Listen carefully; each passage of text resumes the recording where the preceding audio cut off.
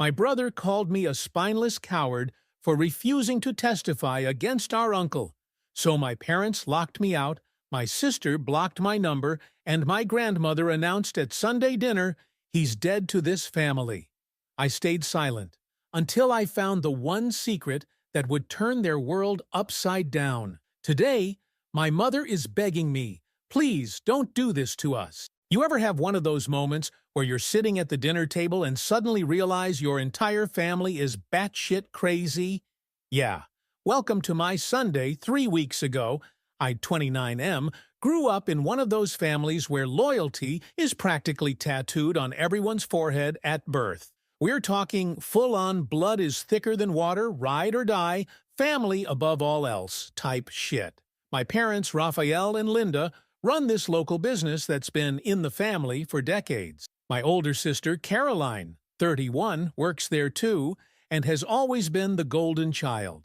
Then there's me, Rhett, the perpetual disappointment, because I dared to get my own apartment instead of living in the family compound like some kind of cult member.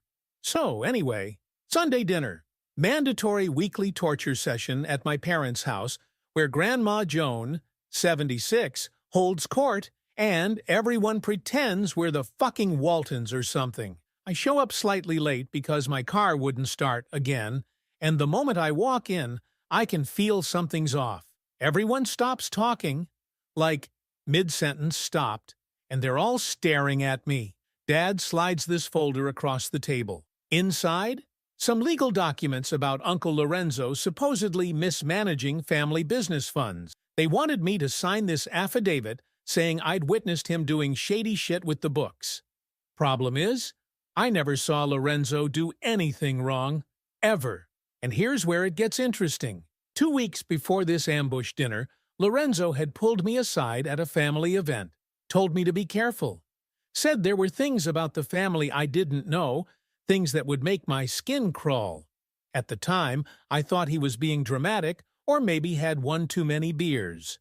Now I'm wondering if the old man knew something was coming, so I tell them I'm not signing shit. And boom! Nuclear explosion at the dinner table. My brother Jimmy, 33, gets in my face, all red and spitting, calling me a spineless coward who doesn't understand family loyalty. My sister Caroline starts crying these fake-ass tears about how Lorenzo has been stealing from all of us for years. Mom's going on about how I'll regret this decision for the rest of my life. Dad just sits there, this cold look in his eyes that I've never seen before. And Grandma Joan, that old bat, puts down her fork, looks me dead in the eye, and tells everyone at the table that as of this moment, I am dead to this family. Like, who says that? Who actually says those words out loud outside of some crappy daytime soap opera? I grabbed my jacket and walked out. Didn't even take my phone off the charger in the kitchen. Just left. By the time I got home, my key didn't work in the lock of my apartment. The same apartment my parents co-signed for because it's a family investment property. They changed the fucking locks in the 2 hours it took me to get home. My stuff was in trash bags outside the door. When I finally got my spare phone working and tried calling my sister to figure out what the actual fuck was happening, found out she'd blocked my number. Same with my brother. Same with my parents. 3 days sleeping on my buddy's couch. While I tried to make sense of this shit, I found out they'd also frozen my access to our joint family accounts. The accounts where my paychecks had been going for the past 5 years because we manage money better as a family. $32,000 of my money gone, inaccessible. I was literally ghosted by my entire bloodline because I wouldn't lie about my uncle. The thing that keeps eating at me, why is it so goddamn important that I sign this paper about Lorenzo? What could possibly be so critical that they'd cut me off completely? For a week, I was just in shock. Couldn't eat, couldn't sleep. Just doom-scrolling through old family photos on IG wondering what the hell happened. Then I got angry. Then I got furious. I managed to scrape together enough for first month's rent on this absolute shithole studio apartment. The shower's in the kitchen. LMAO, but it's mine. The Wi-Fi password is "fuck me family" because I'm petty like that. Then the real bullshit started. Ran into my cousin at the grocery store, and she literally turned around and walked the other way. Found out later from a mutual friend that my grandmother told everyone at church that I'd stolen money from the family business, and they had to cut me off before I bankrupted them. Are you kidding me? They're out there spinning some narrative where I'm the villain? After 2 weeks of this treatment, I was at rock bottom, eating ramen for dinner every night, working extra shifts to make rent, and drinking way too much cheap whiskey. That's when I found it. Going through the pockets of my old jacket before donating it, I pulled out Lorenzo's business card. On the back, in his messy handwriting, "When you're ready for the truth, call me." I stared at that card for 3 hours before I finally picked up the phone. Lorenzo answered on the first ring like he'd been waiting for my call. He told me to meet him at this dive bar on the edge of town, said to come alone and not to tell anyone. When I showed up, Lorenzo was sitting in the back corner, nursing a beer. He looked older, more tired than I remembered. The first thing he said to me wasn't hello. It was, "They did this to me 20 years ago, too." Turns out, the family business isn't exactly what it seems. There's money moving around that shouldn't be, people getting paid who don't exist, tax forms that don't match the actual numbers. Lorenzo had accidentally stumbled onto some of it and asked questions. Next thing he knew, he was being accused of embezzlement and fraud.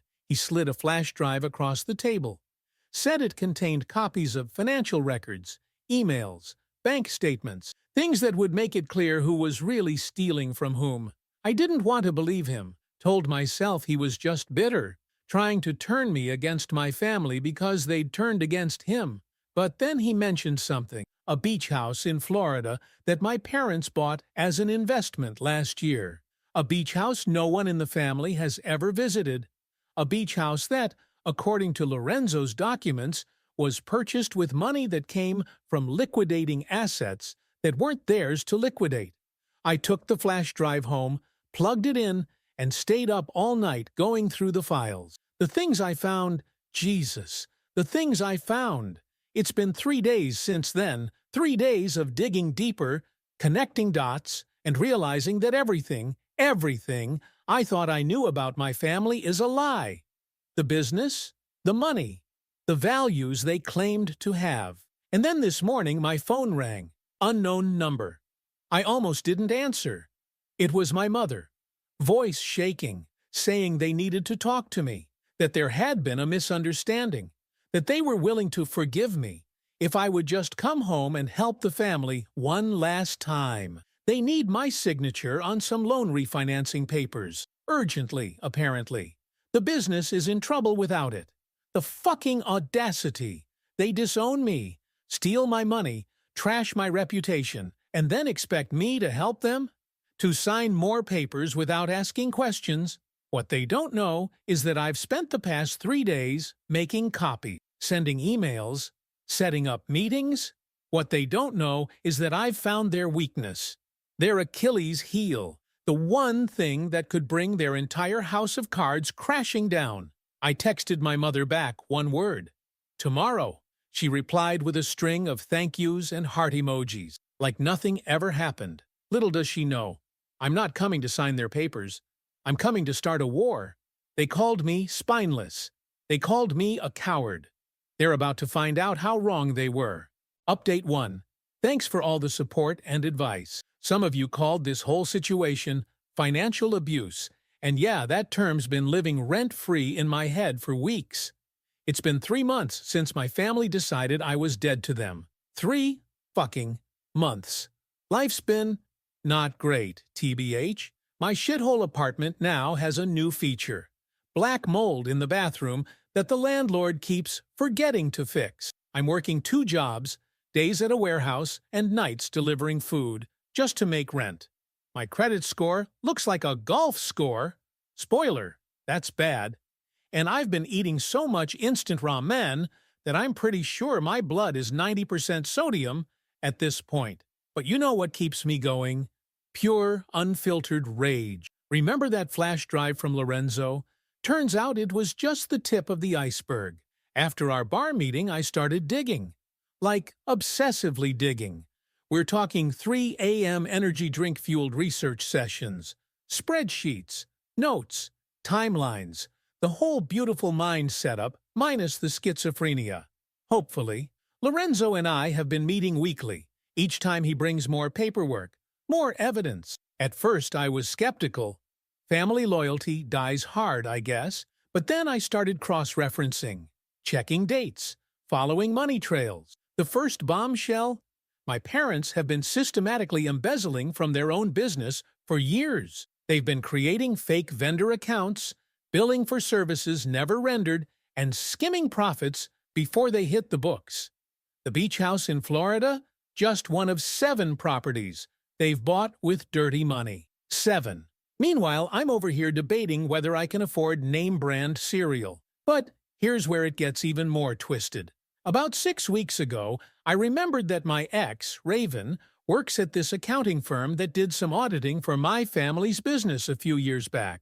We didn't end on great terms. My fault, I was a dumbass. But I was desperate enough to reach out. Took 3 unanswered texts and 1 very awkward coffee meetup. But she finally agreed to help. Not for me, she made that crystal clear, but because what my family did was fucked up beyond belief. Raven couldn't give me official documents, something about ethics and not wanting to get fired, LOL, but she pointed me toward public records I'd never thought to check. Tax liens, property transfers, business filings, court records from disputes I'd never even heard about.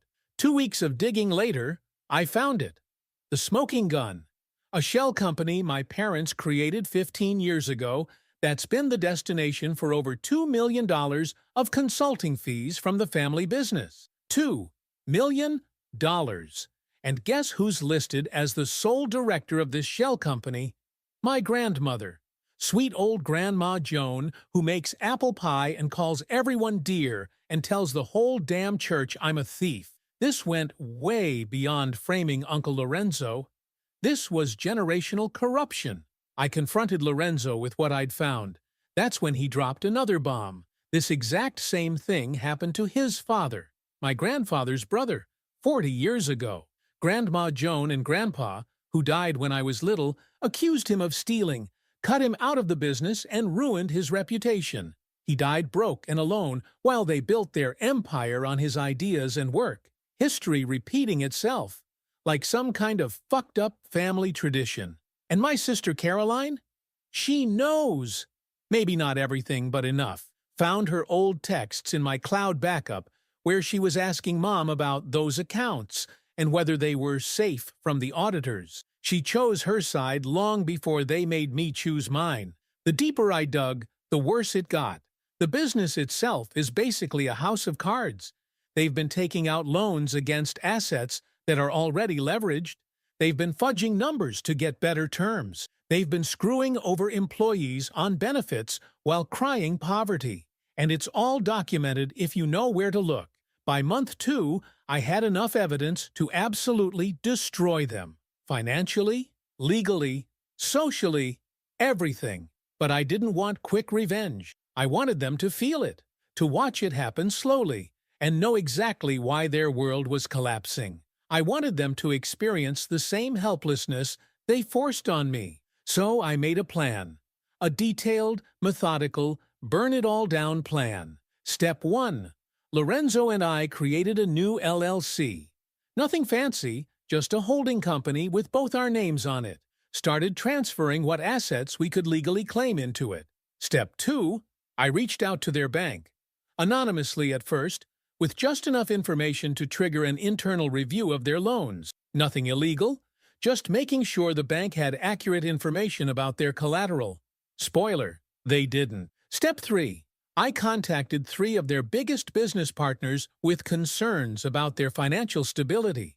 Again, nothing libelous, just pointing them toward publicly available information they probably should have checked before doing business with my family. And then, just as I was preparing step 4, the most unexpected thing happened. My phone rang. Unknown number. It was my mother. They needed me to sign some refinancing paperwork for a major loan. Without my signature, since I'm technically still part owner, thanks to some paperwork they had me sign years ago but apparently forgot about, they couldn't access the cash they desperately needed. The timing couldn't have been more perfect. They had no idea what I'd been doing behind the scenes. No clue that I knew everything. They just thought I was the same pushover they'd always walked all over. My mom started with the guilt trip. How could I abandon the family? How Lorenzo was manipulating me. How my father was having health problems from the stress. Then she switched to bargaining. They'd forgive me. LMAO. They'd let me back into the business. They'd even give me back my portion of the money they stole from me. I told her I'd think about it. Then I called Lorenzo. We stayed up all night revising the plan. The next day, I texted my mom that I was willing to meet, that I missed the family, that I wanted to make things right. She responded with a string of heart emojis, like she hadn't called me dead to her 3 months ago. The meeting was set for Sunday dinner. The prodigal son returns. I spent the next 4 days preparing, setting up recording software on my phone, creating digital backups of every document, meeting with Lorenzo's lawyer to make sure everything we were planning stayed just on the legal side of revenge. When Sunday came, I dressed carefully. Nice jeans, button-up shirt, looking successful despite being broke AF. I even picked up flowers for my mom and grandma from the discount section at the grocery store, playing the role of the repentant son. Walking back into that house was surreal. Everything looked exactly the same. The family photos on the wall, including ones with me still in them, surprisingly. The fancy furniture they bought with stolen money. Grandma Jones' collection of ceramic angels watching over the dining room like little judgy witnesses. They all acted like the past 3 months never happened. My dad clapped me on the shoulder. My brother Jimmy made some joke about my haircut. Caroline gave me a stiff hug that felt like hugging a mannequin. Grandma Joan pinched my cheek and told me I looked thin. Only my mom's eyes gave away the truth, darting around nervously, watching my every move.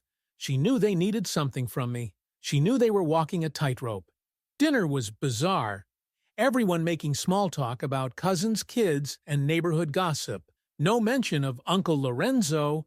No mention of why I'd been cut off. No mention of the 2 fucking jobs I've been working while they sip imported wine. After dessert, my dad brought out the papers. Just a simple refinancing, he said. Just needed my signature since I was technically still on some of the incorporation documents. Just a formality. I took the papers, flipped through them slowly while everyone watched, asked innocent questions about terms and conditions, watched my dad get increasingly annoyed at having to explain things to his idiot son. And then I saw it.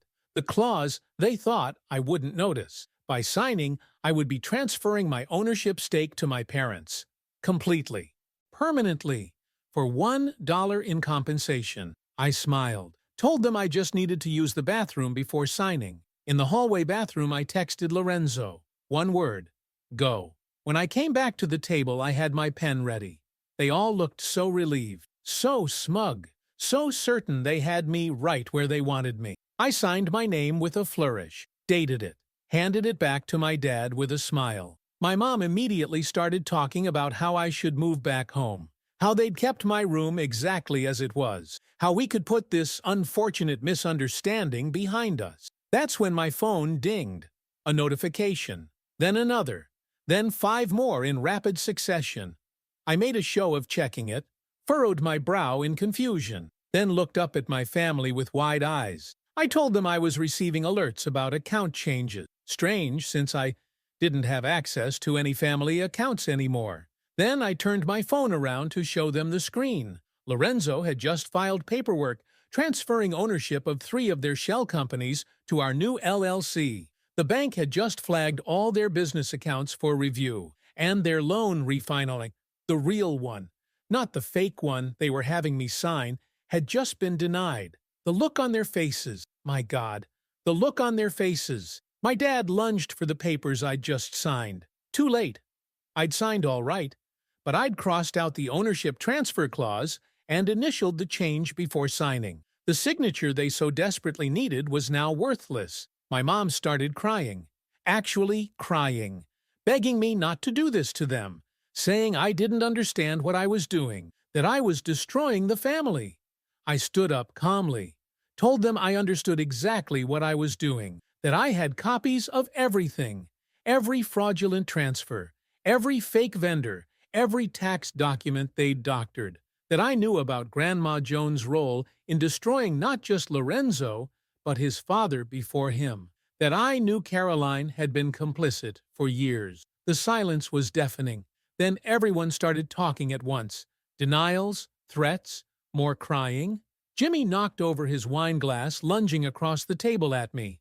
I just walked out, got in my car, drove away with my hands shaking so bad I could barely steer. When I got back to my shitty apartment, I had 37 missed calls and 64 text messages. Threats from my dad, pleas from my mom, Bible verses from Grandma Joan about the sin of vengeance, a single text from Caroline. What have you done? What have I done? I've only just started. Tomorrow, Lorenzo and I meet with the bank's fraud department. The day after, we file the paperwork to dissolve the last of their shell companies. By the end of the week, they'll be facing an audit they cannot possibly survive. They called me spineless. They left me broke and alone. They threw me away like garbage. Now I'm going to show them exactly how much of a mistake that was. Update 2. Sorry I couldn't respond to everyone.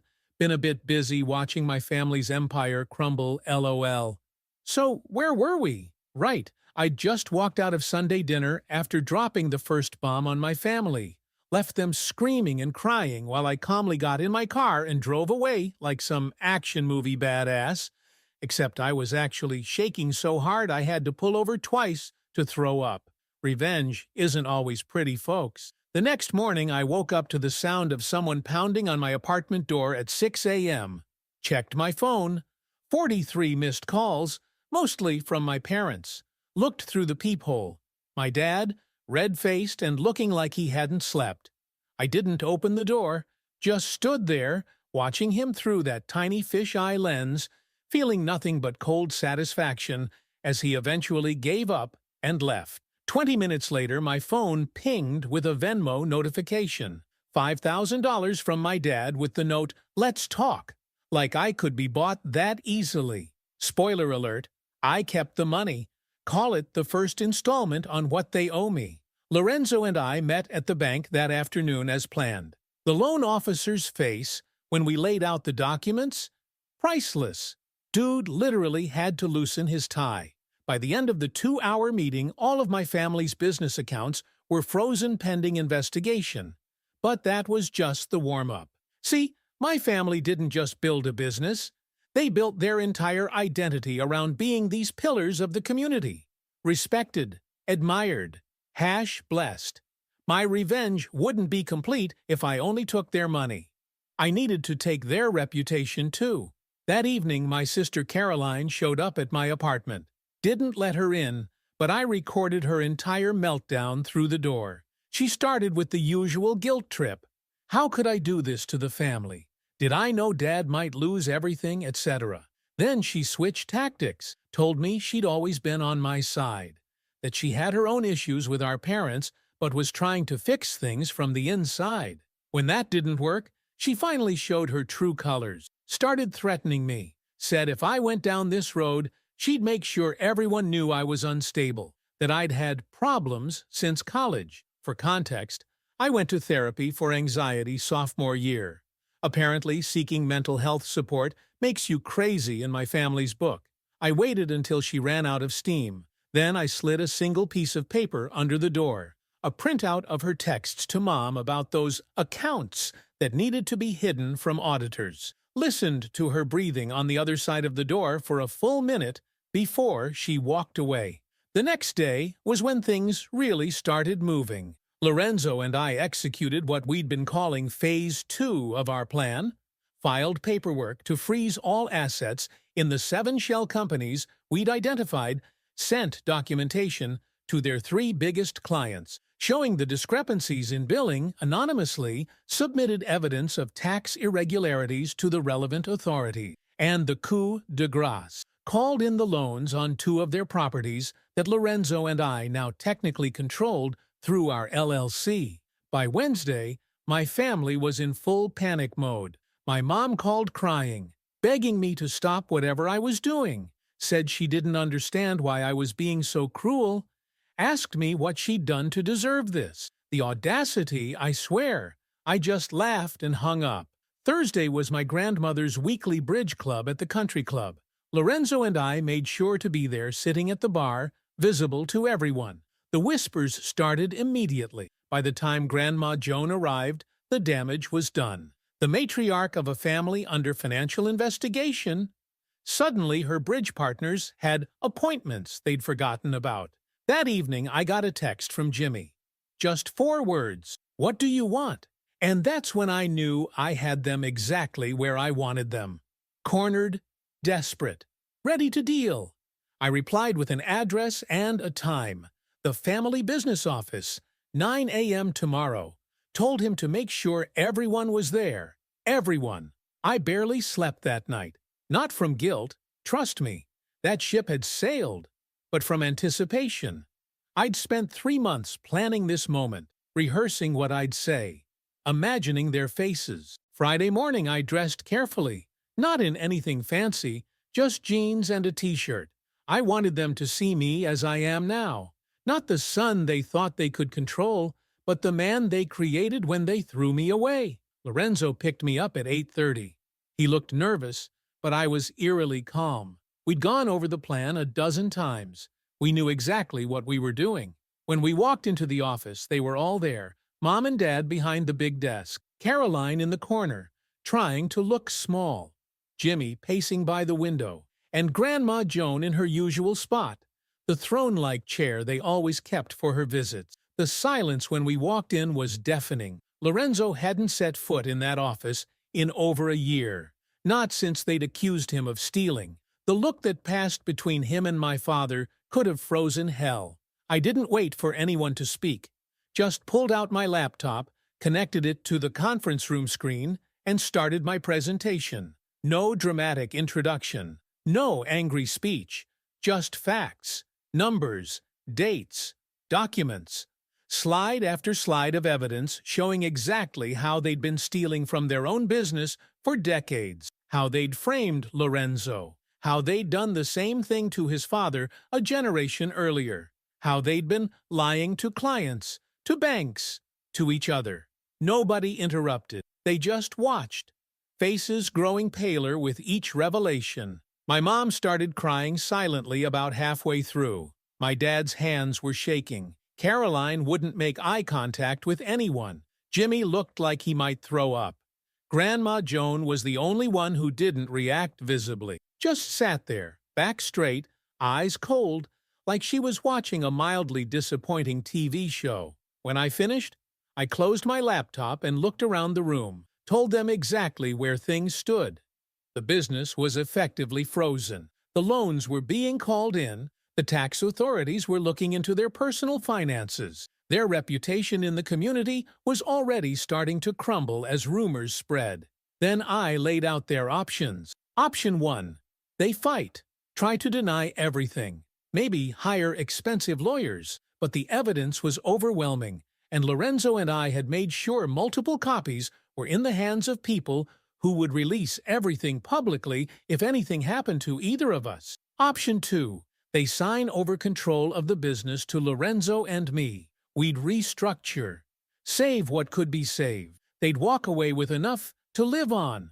Not in luxury, but they wouldn't be destitute. Their reputation would take a hit, but we wouldn't actively destroy them. My mom was the first to break, started sobbing, asking me how I could do this to my own family, begging me to reconsider, pleading, "Please don't do this to us," over and over like a broken record. My dad tried a different approach, said he was proud of me, in a twisted way, that I'd shown more backbone than he thought I had, that maybe we could work something out, father and son, without involving Lorenzo. Caroline just sat there looking shell-shocked. Jimmy alternated between threatening me and trying to bargain. But it was Grandma Joan who surprised me. She stood up slowly, walked over to me, and asked in that sweet old lady voice if we could speak privately.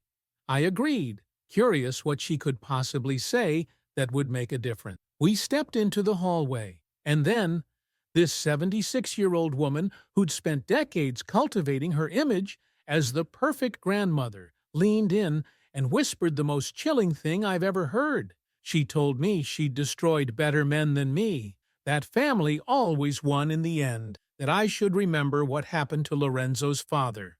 I just smiled and played her the recording I'd made of our entire conversation so far, including her threat, told her it was already uploaded to my cloud storage, watched the realization dawn in her eyes that her reign was over. When we went back into the office, I laid out the paperwork Lorenzo and I had prepared. Transfer of ownership documents, financial settlements, non-disclosure agreements, everything legal, everything binding. They signed, every last one of them, not because they wanted to, but because they had no choice. As I gathered up the papers, my dad asked what happened now. Where did they go from here?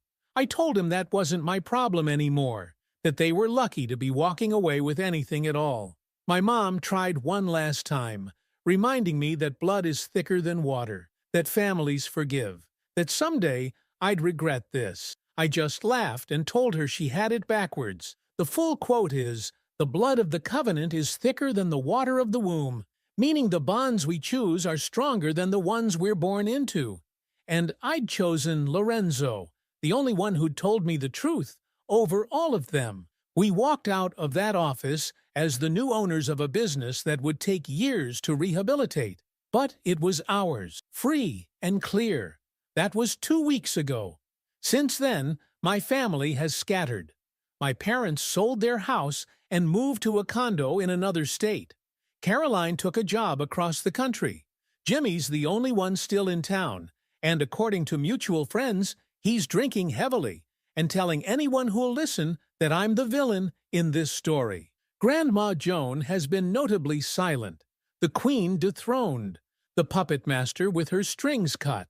As for me, I moved out of my shithole apartment into a decent place. Not extravagant, the business needs every dollar for rebuilding, but comfortable. Lorenzo and I are working 14-hour days trying to salvage client relationships and restructure debt. It's hard. Really fucking hard. Some days I wonder if it was worth it, if burning everything down was the right call. But then, I remember sitting on my buddy's couch 3 months ago, broke and alone, knowing my family had stolen my money and my dignity without a second thought. I remember my brother calling me spineless, my grandmother declaring me dead to the family, my parents changing the locks on my apartment. And I think, yes, it was worth it. They thought they could throw me away. They thought I was weak. They thought wrong. Lorenzo says revenge is a dish best served cold. But I disagree. Revenge is best served exactly like this. Methodical, comprehensive, and with just enough mercy to make them live with what they've lost. Do I miss them? Sometimes. Not the people they really are, but the people I thought they were. The family I believed in before I saw behind the curtain. Will I ever forgive them? No. Some bridges aren't meant to be rebuilt after you burn them down. What happens next? Honestly, IDK. Building something new is harder than destroying something old. But for the first time in my life, I'm making my own choices, writing my own story, and there's a certain freedom in that.